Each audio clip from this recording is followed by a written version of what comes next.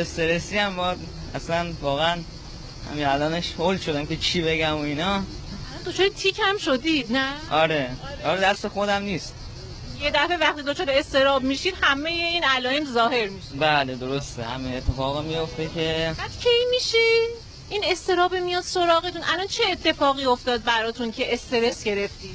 دیگه جلوی مثلا دوربین اینا ما عادت اینا نداره، یهو مثلا اومدم اینجا دیگه استرس هم گرفت. دفعه اول بخواید یک کاری رو انجام بدید آره؟ بله استرس میگیره آدمو، واقعا حرف زدن تو اینا دست و پا تو اینا به لرزش میفته. مثل الان شما. بله. دچار اضطراب میشی چه جوری میشی؟ عصبی میشم دیگه، دلم میخواد داد بزنم، بلند صحبت کنم. کیا غالبا دچار اضطراب و استرس میشی؟ بچه هم دیر بیان خونه دیگه.